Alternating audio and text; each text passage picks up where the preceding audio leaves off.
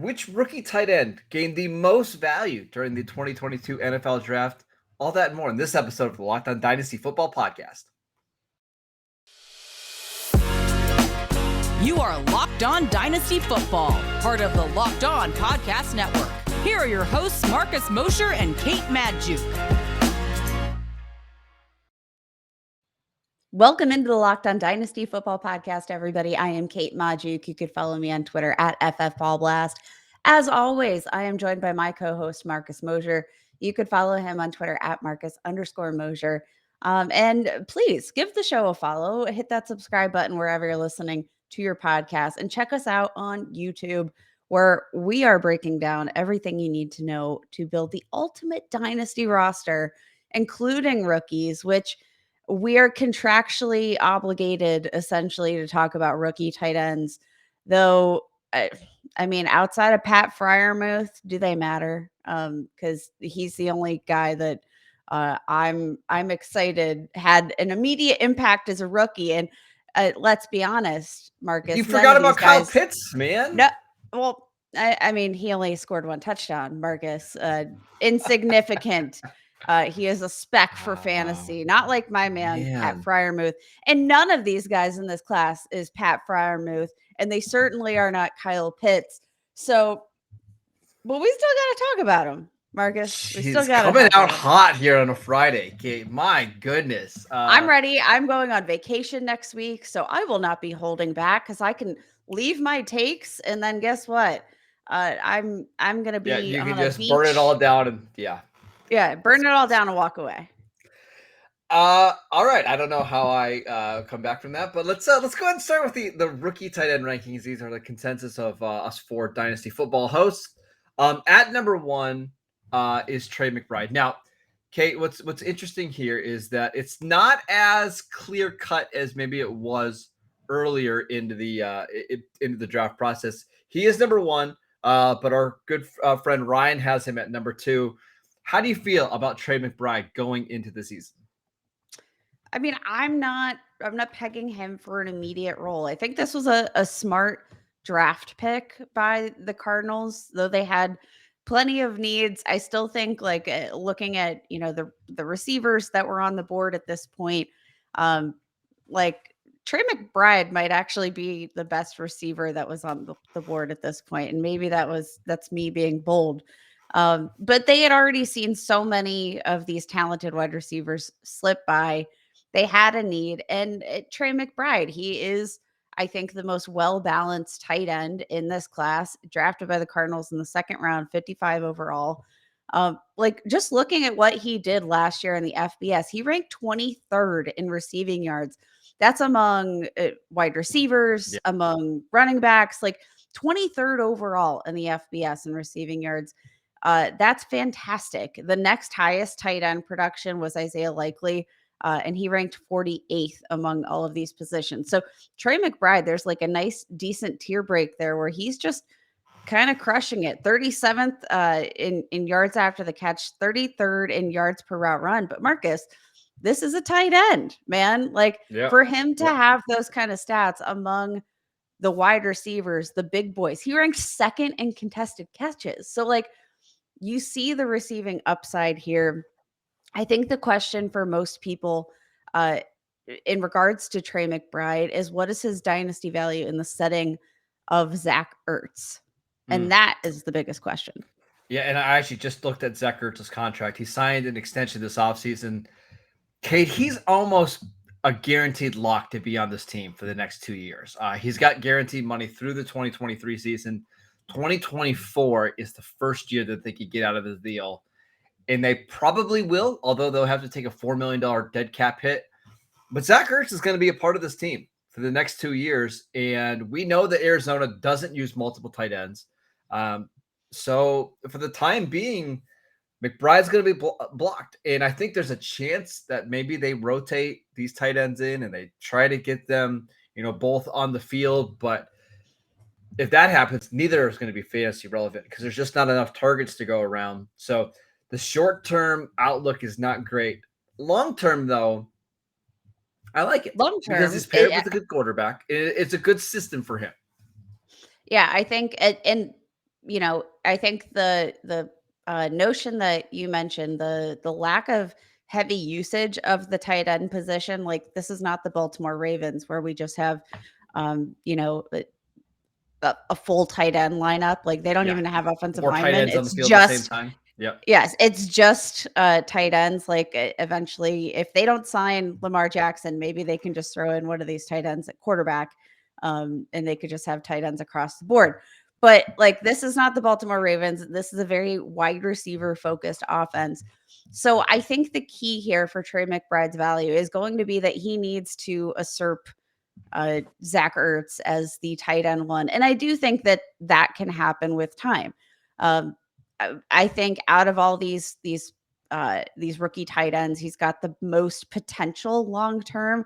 I'm not looking at any of these guys as immediate contributors for their offense, but I definitely can see a world. I mean, Zach Ertz, he's aging quite a bit, and he's not going to be any younger when he's owed or carrying just $4 million of dead cap in 2024. So I think the pathway is absolutely there because if he can win that tight end one position for this offense, you know that he's locked in as the focal point. You don't really have to worry about the rotation at the tight end position because like if you're the guy, you're going to be on the field. And I think Trey McBride has that upside. He's a good blocker. Like I think just well-rounded enough that he's going to see the field eventually and probably with confidence. Yeah, it's just how soon does that happen, right? Because I think there's a good chance that he doesn't become the entrenched starter until year 3, which is fine. I think the dynasty community in general is pretty patient when it comes to tight ends. You even see that with somebody like Dawson Knox and Cole Kmet and Noah Fant. Like we're willing to be patient here. But right now on Dynasty League football, Trey McBride is tight end 15, ahead of guys like Hunter Henry, Irv Smith Jr., and Zach Ertz, David Njoku. Does that sound about right to you? Yeah. Yeah. Albert Although, O like, ahead of him, Cole Kmet ahead of him, Dawson Knox ahead of him. yeah, and I think probably that comes from um the notion of us just getting some probably quicker production out of all these guys like Dawson Knox. I would take Trey McBride over Dawson Knox for longevity purposes. Like maybe if you're in a full rebuild looking 2 to 3 seasons down the road, I'd be looking at Trey McBride there. But if I need tight end production right now, I'm still going to roll with Dawson Knox. So I think this Trey McBride is very much a pick that depends on, and your value of Trey McBride very much depends on where you're at in your dynasty team. Are you contending? Are you in a rebuild? Because I think Yes. there's a very big difference. Yes, I agree. All right, let's take a quick break so we can get back to the rest of these tight ends. But first, we want to tell you guys about our partners at BetOnline as they continue to be the #1 source for all of your betting needs and sports info. Find all the latest odds, news, and sports developments, including this year's basketball playoffs, Major League Baseball scores, fights, and even next season's NFL futures. Also, check out the hockey odds. We got some playoff hockey tonight for our Pens. Are you a Pens fan? I never even asked you. Uh, sure. I've never watched a game, Marcus, but I What? always am Oh, rooting. it's so disappointing. Always rooting for my Pittsburgh. So Yeah, I'll roll with Penguins, baby. all Let's right, go. fine. BetOnline is your continued source for all of your sports wagering needs, from live betting to playoffs, esports, and more. Head to the website today or use your mobile device to learn more about the trends in action. BetOnline, where the game starts. You lived in Pittsburgh all these years, and you just didn't happen to wander into the arena down there? Yeah, it's pretty awkward, huh? Yeah, it's bad. All right, Kate. Our next tight end, a little bit of a surprise. It's Jelani Woods for the Indianapolis Colts. You have him 3. I have him 3. Our good friend Matt Williamson has him 2, and Ryan McDowell has him as tight end 1 in this year's class. What are your thoughts on Jelani Woods post draft? I mean, Jelani Woods probably couldn't have been drafted into a better position at this point than landing with the Indianapolis Colts. You're looking at an offense that we've seen just really consistent usage out of the tight end position over the last many years. And you know what, Marcus? They really haven't had bolstering talent at the tight end position. Yeah. So like their usage of this position, despite the fact that they don't have any studs, that tells me if they get a stud and they find a guy that they really like, they're going to use him quite heavily. We've seen a lot of efficiency, like in the likes of, oh my gosh, what's his name? Jack Mo Allie Doyle. Cox. Mo Allie Cox. Well, I should also mention Mo Allie Cox. He did sign a contract extension this year. I think people are really nervous about that. Like, is this the year that Mo Allie Cox breaks out? He really signed a deal that's it's on par with what like blocking tight ends get. And as much as we would like the Mo Allie Cox thing to happen, I think he's 29 years old right now. It's probably not going to ever happen. Not going to happen. And you know what? Like the thing about Mo Allie Cox is he has like when you're looking at reasons to get him more involved, it is like yards per route run. It feels like all of these efficiency metrics are always very interesting for Mo Allie Cox, but it's because he doesn't run like a ton of routes. So when you look at his production versus his routes run, he seems like he should be running more routes, but I mean, that just hasn't really been changing a ton. So I don't see this as a big, a big hurdle anyway. Yeah. And I don't really think that there's a concern that they can't get both of these guys very involved. But Matt Ryan, we've seen him target the tight end position plenty. We saw him very willing to use tight end Kyle Pitts. Obviously, he's or Jelani Woods is no Kyle Pitts, but Austin Hooper, we've seen him very willing to get tight ends involved in the receiving game. So who makes the more immediate impact for fantasy? Is it Trey McBride or is it Jelani Woods? Because I do wonder if that has something to do with the rankings of our fellow co-hosts. Yeah, I wouldn't be surprised if it's Jelani Woods just because he's such a big body for the red zone, right? I think when they get inside the 10-yard line, you're going to see both Mo Allie Cox and Jelani Woods on the field at the same time. Mo Allie Cox, again, 29 years old. Woods needs a lot of development. He is not a finished product at all. So he's going to go onto this team, and they're going to give him time. They're probably going to limit his snaps. But by 2023, 2024, I expect him to be the full-time starting tight end. I don't think you draft this guy early in the third round with the idea that he's just going to be a blocking tight end, right? Because it's not really his game. So I don't necessarily disagree. I think Jelani Woods here is somebody who certainly gained value long term. And I think you mentioned the huge frame. Jelani Woods 6'7", 269 pounds. 269 pounds. Absolutely gargantuan. Like absolutely gargantuan. But looking at like his athleticism, especially in relation to his size, ran a 4.61 40-yard dash. That's 85th percentile for tight ends.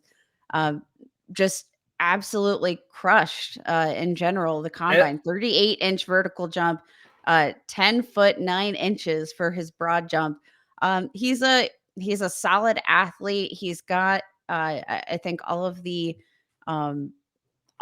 tools that you'd really want in a guy. He's not fully developed, but the size is definitely something that's going to allow him to make an impact. Like you said, maybe in the red zone specifically, like right out of the gate. Yeah. And that's going to be probably a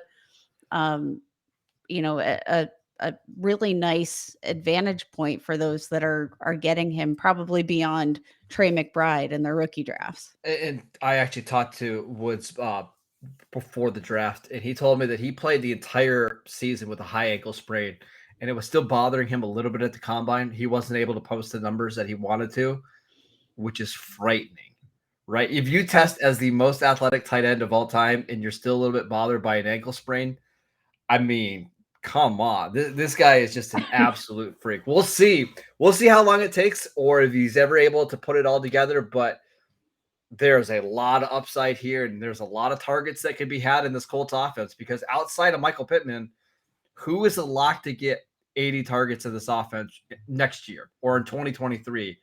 I don't know. Nyheim Hines. Yeah. Let's follow my Jonathan Taylor shares. I hope not. All right, let's move on to our next tight end, and it's Greg Dolcich, somebody that a lot of people liked going into the draft. You and I both have him at number 2. Matt and Ryan both moved him down to number 3. Admittedly, I don't love the landing spot with the Broncos, but he's one of these F tight ends that you can line up all over. He's a downfield threat, not a blocker at all. It's just, how does he fit in with Albert O and the rest of that offense? I don't know. My question's not as much how does he fit in with Albert O as it is how does he fit in with like the whole offense. Yeah. There's just so many moving pieces and moving parts in this offense. You've got just like one of the deepest wide receiver cores, I think, in the NFL. Like Cortland Sutton, Jerry Jeudy, Tim Patrick, and then KJ Hamler. Get their run, KJ Hamler, who hopefully is going to be healthy.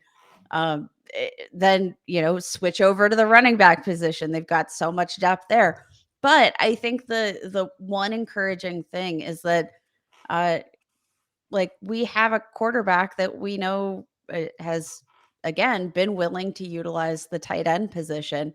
And there's not as much competition there. Like I think, Albert O, for all we have enjoyed in his production so far, I still think there's not a huge tier gap between Greg Dolcich and Albert O. I think there's definitely a pathway for him to see the field. We'll see. I just don't trust that Denver offense yet until we see it, right? And it's just a question at how many pieces of the pie are there going to be going around? Like, is even if Dolcich gets that full-time role, is that does that mean anything? And that's the question for me. I really like his receiving ability, and that's why I have him ranked as my tight end too. But it's definitely the question marks about what is his impact going to be, even if he earns the full-time role. I'm not really sure, but I think there's upside there for sure, which is, part of the reason I have him ranked as highly. Currently on Dynasty League football, he is tight end 33 behind Woods, behind guys like Robert Tonyan, Harrison Bryant, Rob Gronkowski, OJ Howard, Austin Hooper, Adam Troutman. I mean, you could get him for a song right now in trades. And I think he's a value, even though I don't love the situation. I don't love the long-term outlook. I think he's probably a value right now. I think people are down on him because of where he landed. He might be a buy right now. All right, I want to talk about some other tight ends, Kate, that came outside of the top 3. But before we do that, I want to tell you guys about Built Bar. They actually have a new product that we want to tell you guys. Birthday cake puffs. Imagine dipping your finger into that plastic tub of birthday cake frosting and then opening your eyes and realizing that it was only 150 calories with 16 grams of protein. That is what it's like to eat a birthday cake puff from Built. I just received one of these the other day, and it's absolutely amazing. They're available right now, and we can't promise that they're going to be available tomorrow, so go get them today at Built.com. Again, 150 calories, 16 grams of protein with only 9 grams of sugar. This limited time flavor is an amazing option if you're looking for a healthy way to get flavor and variety in your day. All Built puffs, are covered in 100% real chocolate. That means you can eat Built, enjoy it, and be healthy at the same time. Go to Built.com to get your birthday cake puffs right now. Go to Built.com and use promo code LOCK15 to get 15% off your order. Use promo code LOCK15 for 15% off at Built.com. All right, Kate, let's run through some of these other tight ends really quickly. Kate Otten actually comes in at tight end 4 on the consensus ranking. You have him 4. I have him 4. Matt has him at 6. Ryan has him at 6. Landed with Tampa Bay. I believe he was the first pick in the 4th round. Not a bad landing spot, considering we don't know the future of Rob Gronkowski. OJ Howard's gone. Cameron Brate's older. What are your thoughts on Kate Otten? I mean, definitely landing spot had something to do with this. He's a nice frame, 6'5", 250 pounds. Uh, he's definitely going to be a guy that I think has receiving upside in an offense that I think has a ton of question marks moving forward. But I think the question marks in this offense, what does the Bucks look like? How long is Tom Brady there? What is this offense without Bruce Arians? All of those questions I think are, um, you know, just lowering his value a little bit. Yeah. I think K. Dotton, looking at what he uh, can do, he never had more than 43 targets in a single season. So it's kind of hard to see what his upside is, but um, he can block. He's a balanced tight end that I Yeah. think landed in a circumstance where he's definitely going to be in the mix to get involved, and he'll be in the conversation. I think the hope is like the Dalton Schultz path that happened with the Cowboys, where you get on the field year one as a blocker, year two, you start to get more targets, but by year three, year four, you're the established starter on an offense that I think is going to be pretty good, even post Tom Brady. So I think that's got to be the hope here. And that's what I think, like that. I think looking at K. Dotton compared to some of the other tight ends that we've talked about, uh, let's flip him and Greg Dolcich. Dolcich is the receiver, K. Yep. Dotton is the blocker, and I think but that blocking ability is going to give him the opportunity to get on the field and maybe earn some targets. So Yeah, that absolutely. that's going to be the pathway for him. It's not necessarily going to be, um, you know, uh, his versatile receiving ability. It's definitely going to be, if he's a blocker and can prove he's reliable. Um, that's what's going to get him involved. And I do think that is probably why he's a little underrated, because I All think right. he's a capable receiver. Yeah, I think he's a better receiver than what he showed at Washington because they just didn't really give him any chances. I do like K. Dotton quite a bit. All right, last ones. We've got Daniel Bellinger at 5. We got Jeremy Ruckert at 6. Jake Ferguson at 7. Charlie Kohler at 8. Isaiah Likely at 9. Which of those players interest you the most? I at The answer can't be no one. No. But yeah, like these guys are going to be drafted in your rookie dynasty drafts, especially if you're in a tight end premium. So I think it's definitely um something to consider, even though I don't want to talk about any of them. But I think actually Isaiah Likely might be the Mm, best value there, if we're looking at just um pure upside and like late round flyer. Because let's be honest, even if you're drafting a tight end high, there's still a flyer. Like oh yeah, there's just yeah. no He's tight safety at at the 9 right tight, now. and there's no safety at the tight end position. There's definitely a bit of a question mark in terms of his size. I think he can put on like some more muscle and build a little bit, but I think he's one of the better receiving tight ends in this class. And his ADP might fall just a little bit because of the fact that the Ravens took, um, oh my gosh, Charlie they Kohler. took, thank you, Charlie Yep. Kohler, just ahead of him. So that draft capital question might be, um, why did he fall behind Charlie Kohler? And does that mean the Sure. Ravens like him less? That might continue to push him down draft boards, but I still think he's one of the best just receiving tight ends in this book. And it wouldn't be surprising to me at all. Like, I don't know, what if he just like lost a little bit of weight and converted to wide receiver? I mean, Like, it's possible. Uh, I mean, that's kind of what his role is, anyways. You're going to use him as like a fullback, H back, and I mean, in that offense, if you can get him on the move, I think he can be productive. Let's also remember the Ravens have a history of taking multiple tight ends in the draft, and the second one always works out better. They drafted it was Ed Dixon and Dennis Pitta about a decade ago. Pitta was the guy that became the weapon in the offense. They drafted Hayden Hurst in the first round, Mark Andrews in the third round. Mark Andrews was tight end 1 last year. Hayden Hurst is now on his third team in 4 years.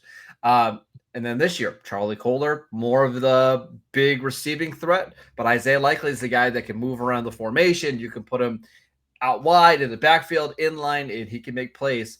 Don't be surprised if Likely is the more fantasy relevant player there in Baltimore. I just got one player that I want to touch on really quickly. I mean, this is a Cowboys show, right? Jake Ferguson, tight end from Wisconsin that the Cowboys took in the 4th round. Listen, I didn't personally love him pre-draft, but he landed in a great spot, right? The Cowboys have had a pretty good history of developing tight ends. Dalton Schultz has been a top 3 tight end or top 3 in fantasy points per game over the last 2 years. There's been 0 movement on a contract extension as he plays on the franchise tag this year. My expectation is that going to play on the franchise tag, hit free agency. Jake Ferguson's going to be the blocking tight end this year, move into that role as a starter in 2023. And as we've seen in that Cowboys offense, not only does the tight end get a bunch of targets, they're almost always super efficient. Blake Jarwin's gone, Jeremy Sprinkle on a 1-year deal. Keep an eye on Jake Ferguson, even though he's not likely to do much as a rookie this year. Yeah, I think that's like these guys, like I said, all of them are worth flyers. Just considering the tight end landscape, especially in your tight end premium leagues, I would be inclined to stock up on maybe a few more of these like late end guys than I would be to pay up for a Trey McBride, because I think that, again, just the chances of these guys hitting, it's pretty low. Exactly. Yeah, So maybe take a couple of flyers instead of making that investment in one of the earlier round guys. And I don't think you can go wrong there. 100% agree. Go get K-Dot and Jake Ferguson and then stash them on the bench for the next year or two, because you're going to be doing the same thing with Trey McBride anyways. You're not going to play him at all this year. So why not take multiple guys at a much cheaper price and just kind of play the odds? Because it seems like when it comes to tight ends, the NFL really doesn't have a good idea of how to draft and how to develop these guys. More often than not, it's the guys that are drafted in the 2nd, 3rd, 4th round that end up panning out. Your George Kittles, your Mark Andrews. Travis Kelce was a 3rd round pick, rather than the guys that go earlier, the guys that are picked in the 1st round or the guys that are picked high in the 2nd round. Play the numbers game here. Take a couple of these tight ends late, and we'll see how it pans out. All right, that is it for today's show. Thank you guys for tuning in. Kate is off next week as she goes to Hawaii. Didn't even invite me. Aloha, baby. Didn't. So you'll be stuck with me next week. Try to see if we can find a guest or something to jump on. Matt and Ryan will be back on Tuesday and Wednesday. You can follow the show on YouTube. Matt and Ryan posting videos over there now as well. Check us out wherever you get your podcasts, Spotify, Apple Podcasts, Google Podcasts. Follow the show at Locked On Dynasty. You can follow Kate at FF Ballblast. I am at Marcus _Mosher. And we'll see you guys next time. Bye, y'all.